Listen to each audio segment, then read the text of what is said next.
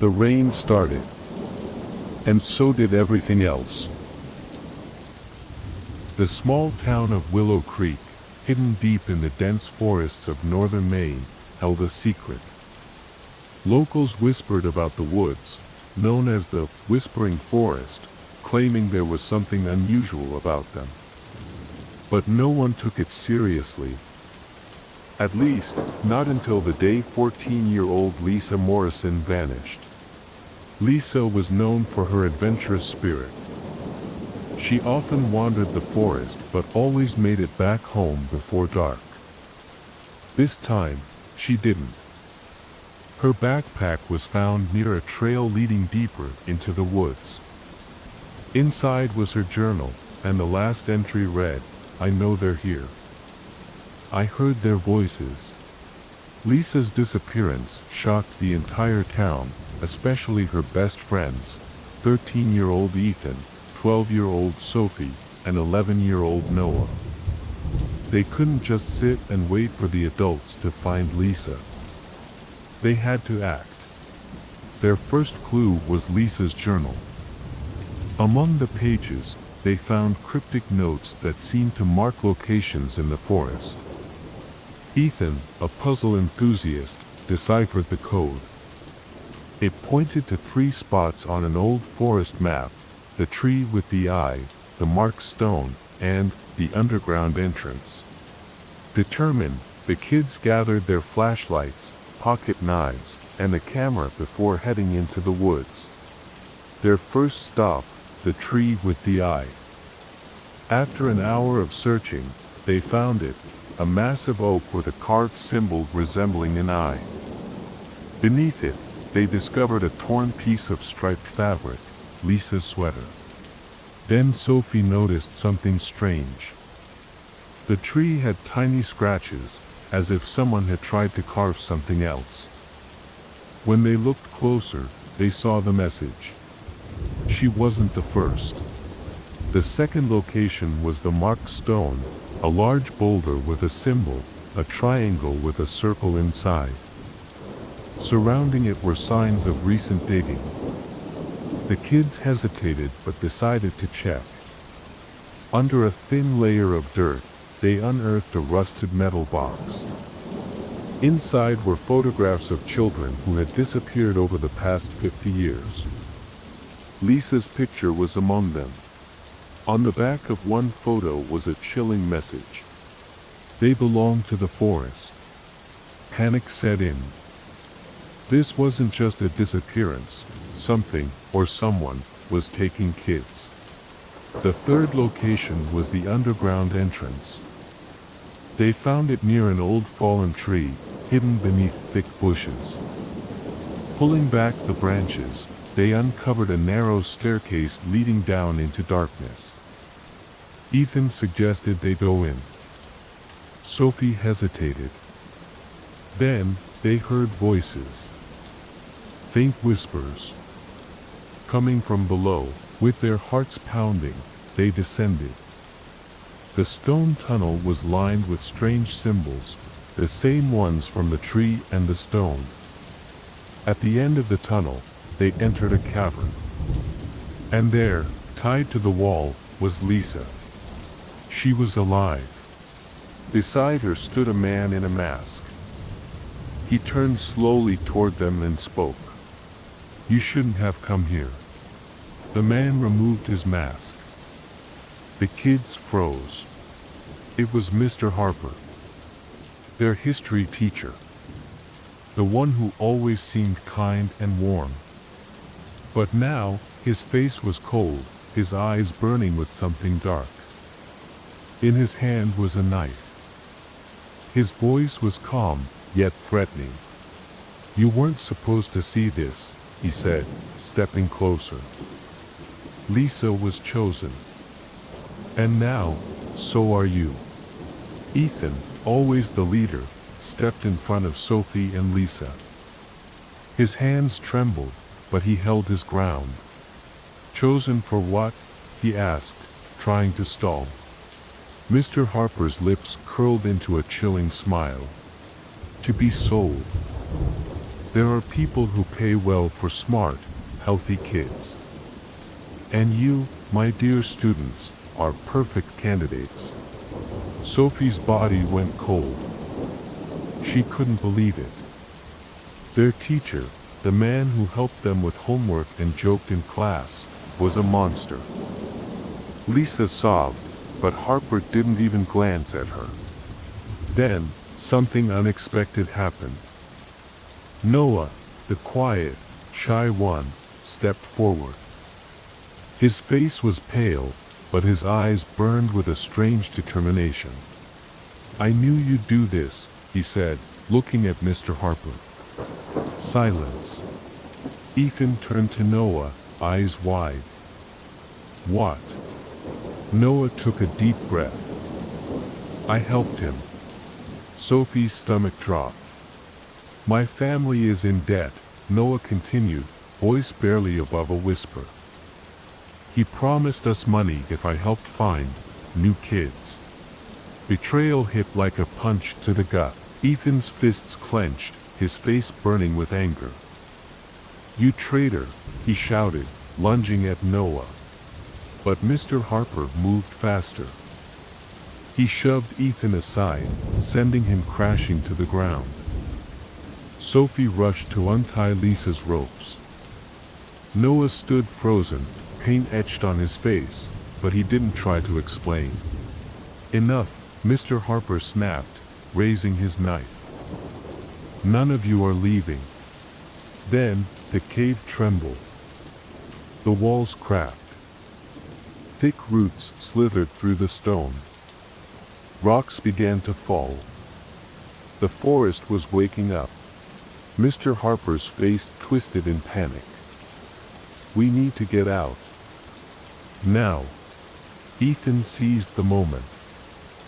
He tackled Harper, knocking the knife from his grip. They wrestled on the ground, grunting and struggling. Sophie freed Lisa, and together they bolted for the exit. Noah stood still, tears in his eyes.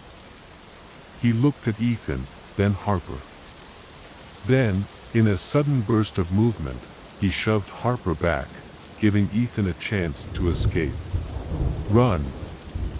Noah screamed. Ethan, Sophie, and Lisa sprinted toward the exit. But Noah stayed behind. Harper, furious, lunged at him. "You little..." Then, a massive rock fell from above, sealing the cave entrance. The children ran through the forest, hearts pounding, lungs burning. They didn't stop until they reached the edge of town. Lisa was reunited with her family. She never spoke about what happened in the forest. Mr. Harper's body was found in a collapsed cave. Noah was never seen again. The kids never returned to the Whispering Forest. But sometimes, late at night, they still heard the voices from their dreams. They knew the forest was still there, waiting. And one day, it would wake again. Story 2. 3 friends who went for a walk in the woods met something that changed their lives forever. Until that day, they had not believed in the existence of anything beyond, but the next night made them believe.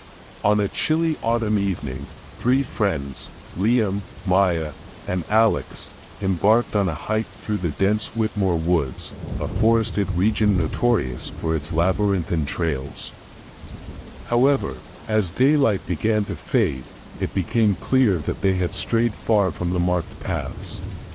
The trio trudged on, hoping to find a clearing or campsite. Just as desperation began to set in, they stumbled upon an old house, nestled deep within the trees. It looked like it had been abandoned for decades, windows boarded up, roof partially caved in, and nature trying to reclaim its foundations. Despite its derelict state, it offered shelter from the creeping cold and the impending darkness. Inside, the house was eerily preserved. Dusty furniture sat untouched, and old black and white family photos adorned the walls, their subjects' faces faded with time. The air was thick with a musty scent, and every footstep echoed through the house. They decided to camp in the living room, setting up their sleeping bags and lighting a few candles they had brought along. As the clock's hands neared midnight, the old house seemed to come alive with a symphony of its own. The gentle whispers of the wind outside were accompanied by the house's creaking timbers and rustling curtains. But beneath these familiar nocturnal sounds, a distinct and unsettling rhythm emerged. It began as a faint, almost imperceptible, tapping, reminiscent of a metronome or a muffled drum. As minutes ticked by, the sound evolved into a soft thudding, eerily mirroring the cadence of a human heart echoing from the depths below. The three friends exchanged wary glances, the initial comfort of their camaraderie now tainted with unease. Alex's fingers nervously tapped against his water bottle, mirroring the rhythm from below. Liam, eyes wide, tried to dismiss it as just another quirk of the old house, but the pattern was too consistent, too deliberate. Maya, her adventurous spirit unperturbed, felt a mix of curiosity and challenge. She'd always been the one to chase after the unknown, and this was no different. Locking eyes with Liam and Alex, she silently conveyed her intent to explore the source of the sound. Lighting a candle she had packed, its small flame casting dancing shadows on the peeling wallpaper, she approached the basement door. Its wood was cold to the touch, and as she slowly turned the knob, the thudding grew louder, more insistent. Liam wanted to voice his objections, his instinct screaming that they should leave this place and its mysteries behind. Alex, on the other hand, tried to put on a brave face, giving Maya an encouraging nod even as his stomach churned with anxiety. As Maya began her descent, each step echoing in the narrow stairwell, Liam and Alex strained their eyes to keep her in view. But the deeper she went, the more the dim glow of her candle receded, swallowed by the thick, oppressive darkness of the basement. Minutes felt like hours, and Maya's prolonged absence began to worry them. Alex decided to go after her, leaving Liam alone, anxiously waiting. But soon, even Alex's footsteps faded, and an oppressive silence filled the house. Liam, now truly alarmed, began searching the main floor for any clues. He stumbled upon a room that seemed to be an old study. The walls were covered in fading red pentagrams and strange symbols that seemed to be drawn in some dark, dried liquid. But what truly chilled him to the bone were the sketches, detailed drawings of people, their eyes exuding fear. As Liam's torchlight wandered, he found more recent drawings, eerily resembling Maya and Alex. Their sketched eyes seemed to plead for help. Frantic, Liam mustered the courage to go down to the basement. The thudding grew louder, more insistent. There, in the dimness, he found Maya and Alex, lying unconscious on the floor, their faces pale. Above them, two fresh drawings adorned the wall, their likenesses captured in chilling detail. With adrenaline pumping, Liam managed to rouse his friends, and the trio made a desperate dash out of the house.